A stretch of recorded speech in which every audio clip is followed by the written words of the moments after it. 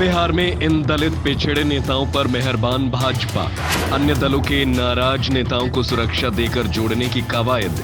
भाजपा हर हाल में बिहार में पाना चाहती है 2019 जैसे परिणाम। दिन रात चुनावी प्रबंधन में जुटे हैं राजनीति के चाणक्य।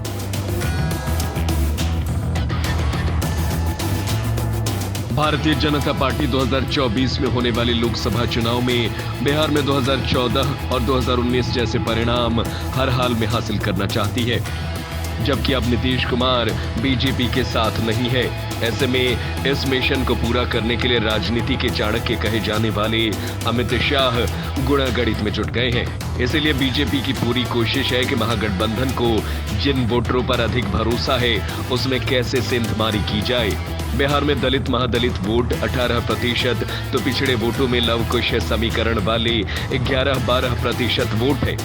बीजेपी के अपने पारंपरिक वोटर तो साथ देंगे ही, अगर दलित पिछड़े वोटरों में सेंधमारी सफल हुई तो उसकी कोशिश कामयाब हो जाएगी।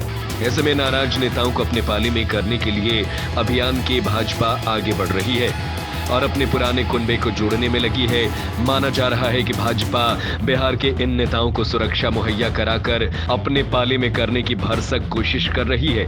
यही वजह है कि बिहार के दलित पिछड़े तबके के 5 नेताओं को केंद्र सरकार ने किसी को वाई श्रेणी तो किसी को जेड कैटेगरी की सुरक्षा दे रखी है। पहले से 4 नेताओं को केंद्रीय सुरक्षा मिली हुई थी, अब उसमें 5वां नाम पूर्व मुख्यमंत्री जीतन राम मांझी के बेटे और बिहार सरकार के पूर्व मंत्री संतोष मांझी उर्फ संतोष सुमन का जुड़ गया है। केंद्र की भाजपा के नेतृत्व वाली एनडीए सरकार ने उन्हें भी केंद्रीय सुरक्षा मुहैया करा दी है।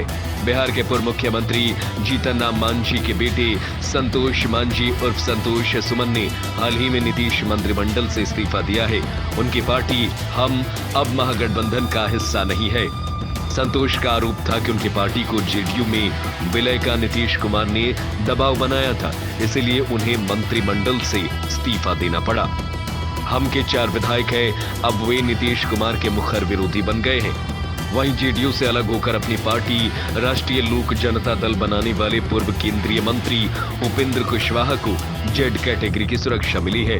उपेंद्र कुशवाहा राष्ट्रीय जनता दल और नीतीश कुमार के कटु आलोचक रहे हैं। बिहार में लव कुश कुर्मी कोयरी समीकरण के संस्थापक नेताओं में उनकी गिनती होती है।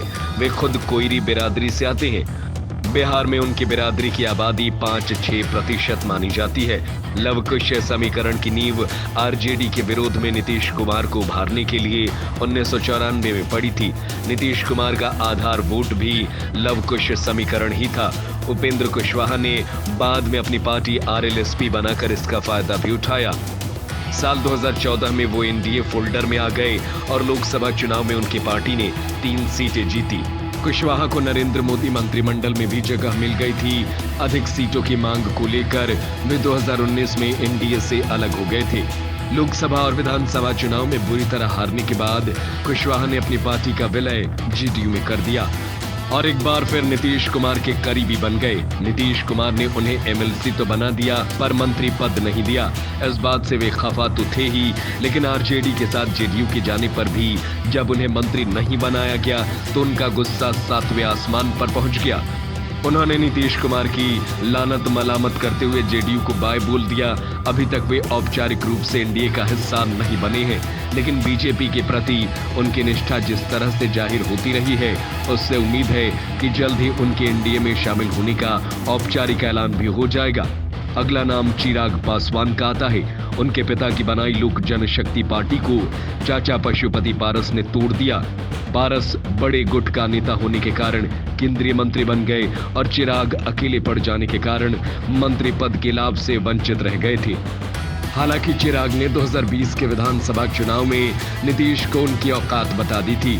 चिराग की वजह से नीतीश कुमार की पार्टी के तकरीबन 3 दर्जन उम्मीदवार हार गए और जेडीयू 43 विधायकों के साथ तीसरे नंबर की पार्टी बन गई।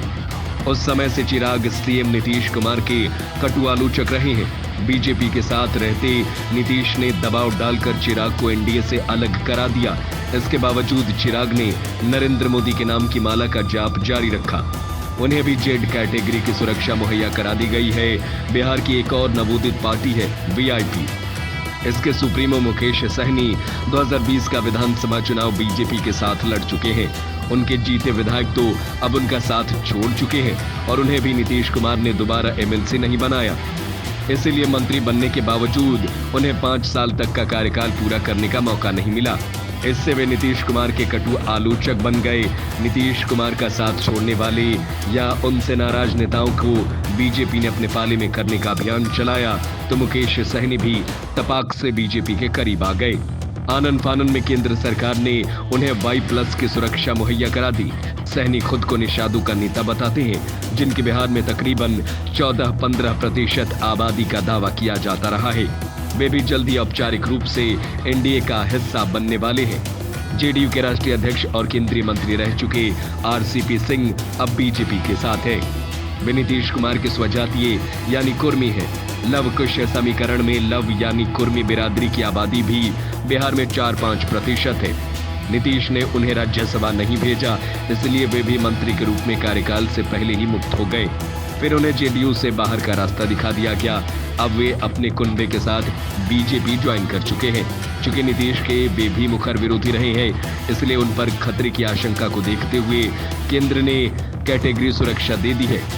अब देखना होगा कि नाराज नेताओं को सुरक्षा मुहैया कराकर अपने पाले में करने का भाजपा का अभियान 2024 में क्या रंग दिखाता है।